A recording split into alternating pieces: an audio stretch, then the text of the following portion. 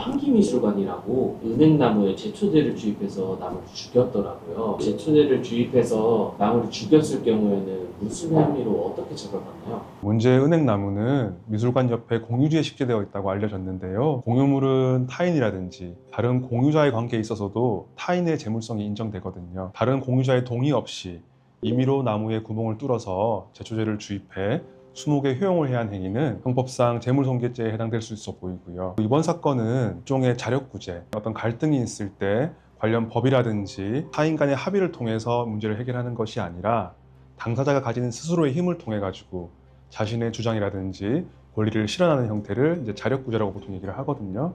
근데 우리 법원은 이러한 자력구제에 대해서 원칙적으로 불법성을 인정해요.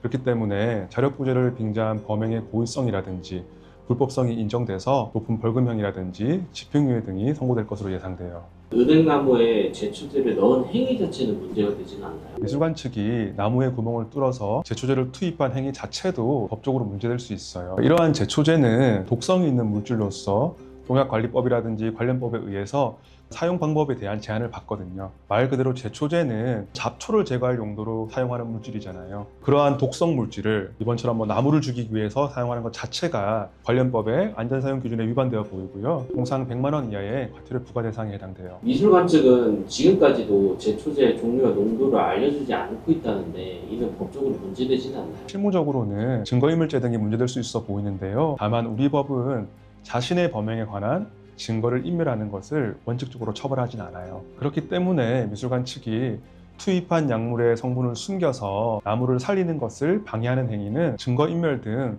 별도의 형벌 규정으로는 처벌하기 어려워 보이고요. 다만 나무를 살리기 위한 골든타임을 고의로 놓치게 만든 것에 해당될 수 있잖아요. 그렇기 때문에 이 부분은 범행 후에 정황이 불량한 것으로 평가되어서 양형에 악영향을 줄 것으로 예상돼요. 어쨌든 나무를 살려야 되잖아요, 지금요. 근데 이런 제초제 성분을 알아야지 그에 대응하는 어떤 치료라든지 나무를 살리기 위한 조치를 할 수 있는 거잖아요. 자신들이 반성한다고 하면은 나무를 살리는데 집중하고 거기에 대해서 최선을 다해야 될 거잖아요. 이제 미술관 측의 이러한 행위는 증거인멸죄로는 처벌되기는 어렵지만은 재물손괴죄라든지 아니면 기타 민사 책임에 있어 가지고는 범행 후의 정황이 매우 불량한 것으로 평가되어서 상당히 좋지 못한 악영향을 줄 것으로 예상돼요. 이 나무의 소유자들이 있을 거 아니에요.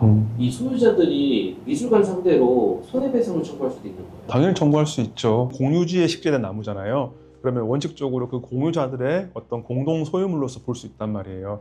그럼 공유자들은 타인이 자신들의 공유물을 허락 없이 손괴한 거잖아요. 그렇기 때문에 공유자들은 당연히 손해배상 청구를 할 수 있고요. 백년된 나무를 가치로 환산할 수는 없을 것 같은데 소유자들이 그걸 원상복귀를 원하면 어떻게 되는 거예요? 100년 된 나무의 가치에 대해서 명확하게 감정하거나 측정하기가 사실 쉽지 않은 부분이 있거든요. 그렇기 때문에 법원은 이런 경우에는 그냥 법원이 보기에 상당하다고 인정되는 어떤 손해배상액을 결정할 수 있어요. 이 사건은 손해배상 청구를 한다고 하면은 청구하는 측에서 100년 된 나무의 가치에 대해서 상당히 많은 부분을 입증해야 되거든요. 그런 부분이 어떤 실무상 쟁점이 될 수 있고요. 그리고 이제 말씀하셨던 것처럼 금전 보상이 아니라 동일한 어떤 100년 된 나무를 여기 심어라. 그것은 좀 쉽지 않아 보여요. 그러니까 100년 된 나무가 온다 하더라도 엄밀히 따지면 이제 그 나무는 아닌 거잖아요. 이런 경우에는 실무적으로 완벽한 대체품이 있을 수 없기 때문에 대부분은 금전 배상의 형태로 마무리돼요. 미술관 측의 대응이 정말 아쉽다고 생각하는데 변호사님 보셨을 때는 어떻게 생각하세요? 저도 개인적으로는 이 부분이 가장 아쉬워요. 김한기 선생님은 사실 우리나라 미술사에 있어가지고 정말 국보 같은 존재시거든요. 제가 알기로는 우리나라 미술품 역사상 탑10 중에서 7점 이상이 김한기 선생님의 작품으로 알고 있거든요. 그렇게 정말 아름답고 위대한 작품을 만드신 선생님이신데 미술관 측이 하고 있는 그런 대응에 대해서 만약 선생님이 계셨다고 하면은 많이 속상해 하시지 않을까, 이제 그런 마음이 좀 들고요. 지금 미술관의 사과문에 보면은 자신들의 잘못을 인정하거나 구체적으로 나무를 살리기 위한 어떤 노력을 하거나 이러한 피해를 어떻게 보상하겠다, 이런 내용은 한마디도 찾기가 어렵거든요. 과연 이러한 사태를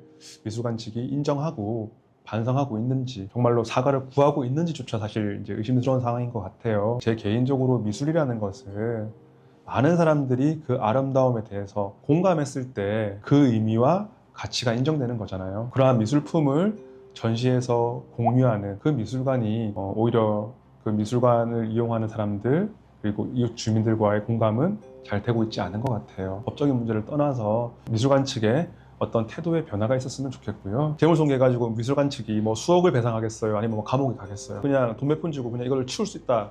사실 이렇게 생각할 수도 있단 말이에요. 우리가 정말 100년 이상 그 자리에서 정말 수많은 사람들과 함께 살아온 나무를 이렇게 죽인다는 것, 이 부분에 대해서 이번 사건을 계기로 우리 주변에 있는 정말 소중한 어떤 자연들에 대해서 한번 돌아보고 그것들을 잘 보존할 수 있는 방법들에 대해서 고민해 봤으면 좋겠어요.